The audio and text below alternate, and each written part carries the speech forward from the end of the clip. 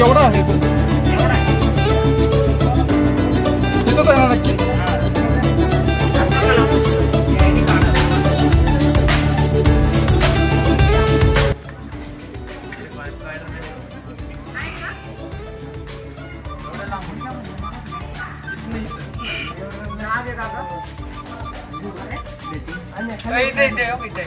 आहे का? हा, इथं जो आपण साप बघतोय ते होता इंडियन स्पेक्टिकल कोब्रा. तो विषारी जातीचा साप आहे. आपण तो आता 2 मिनिटात पकडूच. चालेल.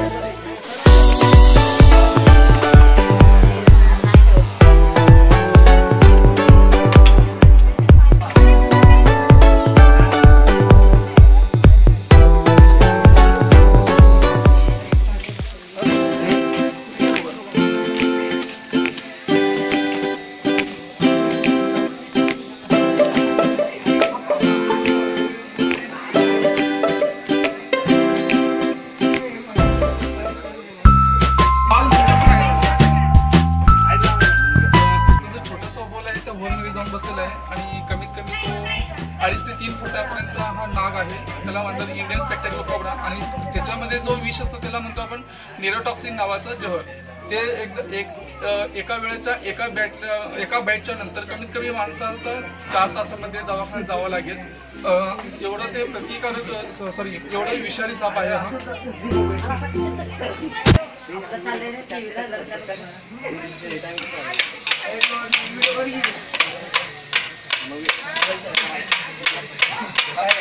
टोटल नको.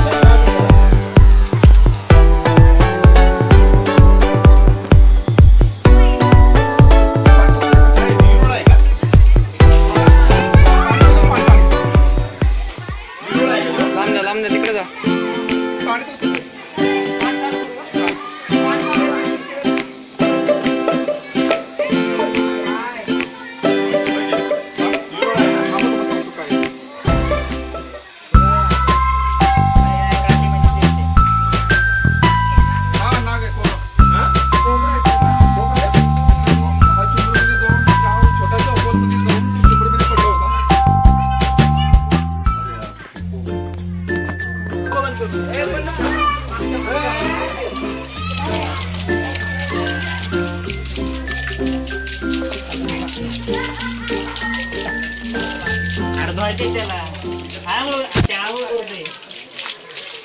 ठंडा ठंडा पानी से नहाना चाहिए।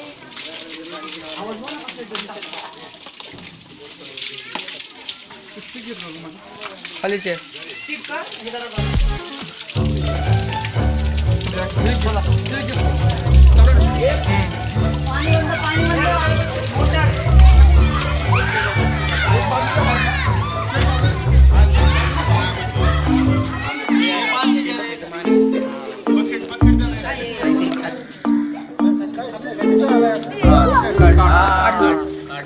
समोर घे समोर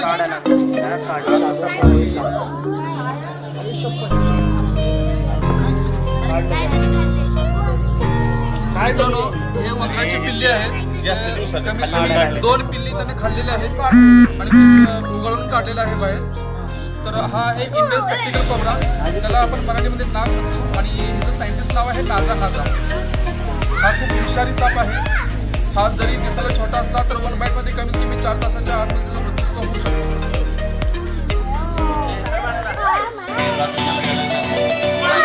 खूप प्रयत्नानंतर हा साप निघाला, कारण आम्हाला हा सापडणारच नव्हता. तो चुंबूरमध्ये जाऊन अडकला होता आणि तो खूप पाण्यात असल्यामुळे थोडंसं तो शांत पण झालेला आहे.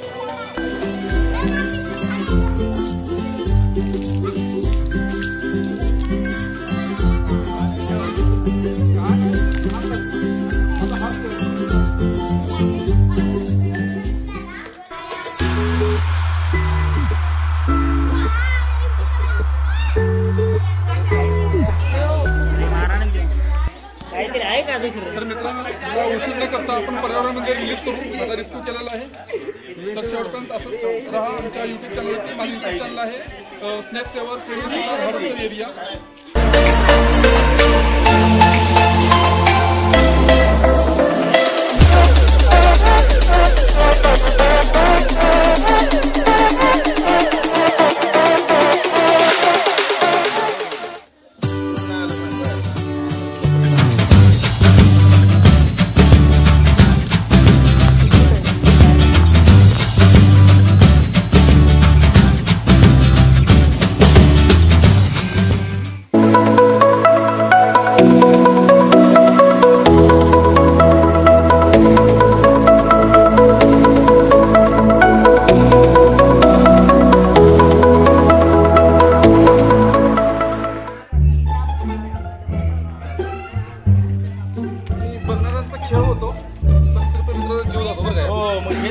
म्हणजे शोबाजी जे करतात ना, त्याच्यामुळे होतं ना, थोडं दुर्लक्ष झालं तरी त्यांनी बाईट केलं. ते फक्त चुकीची ही मुवमेंटच बघत असतात साप सुद्धा.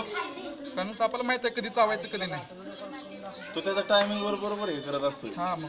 आणि आता कसं होतं, तुम्ही समजा तिकडे पण इथं जमलेल्या जमावामध्ये तुमचं पण लक्ष कधी कधी दुर्लक्ष होतच नाही. मी तर करतच नाही अजिबात. काय उपयोग विषय साप असेल तर अजिबात मी त्याची शोबाजी करत नाही, स्टंट वगैरे काही करत नाही. कारण चावला की मरणं एवढंच आम्हाला माहिती आहे.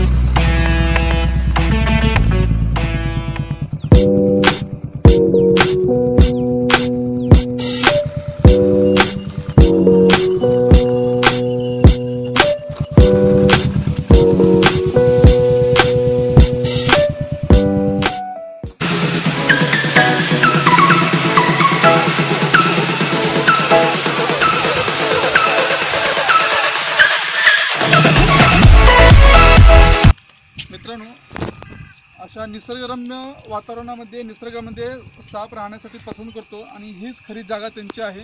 आणि आपण त्यासाठी आपण या त्यांच्याच पर्यावरणामध्ये आपण हा इंडियन स्पेक्टिकल कोबरा म्हणजे भारतीय नाग हा आपण आता इथं रिलीज करणार आहे.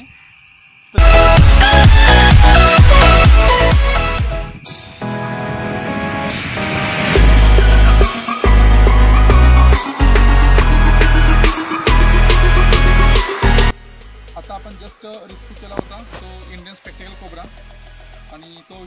साप आहे त्याच्यामध्ये जो विष असतं ते निरोटॉक्सिन नावाचं विष असतं. मित्रांनो, माझी एक विनंती आहे की विषारी सापांना पकडण्याचा कृपया तुम्ही प्रयत्न करू नका. जवळच्या प्रोफेशनल सर्प मित्रांना बोलवून तुम्ही त्यांना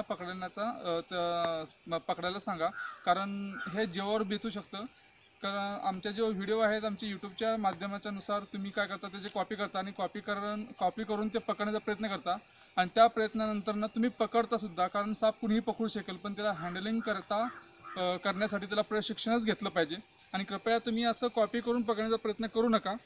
आणि माझ्याकडे हे 2 प्रकारचे स्टिक आहेत, एक यू आकारची स्टिक आणि एक टॉंग. आणि टॉंग फक्त मी घोणस म्हणजे रसेल वायपर हा साप पकडण्यासाठी त्याचा उपयोग करतो. आणि तो पण साप पकडण्याचा प्रयत्न हाताने सुद्धा आम्ही फ्री हँडलिंग हा साप करू शकत नाही, कारण हा खूप घातकी साप आहे आणि विषारी साप आहे.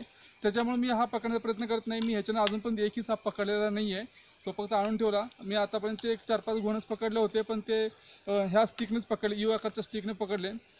कारण त्याची माझ्याकडं प्रॅक्टिस आहे, त्याचा डेमो आहे आणि त्याचं मी प्रशिक्षण घेतलं आहे.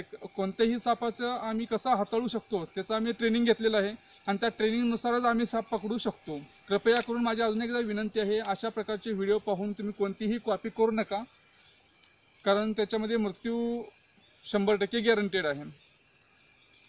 तर आता आपण पर्यावरणामध्ये सोडू हा विषारी जातीचा साप नाग. आता बाहेरच आलेला आहे.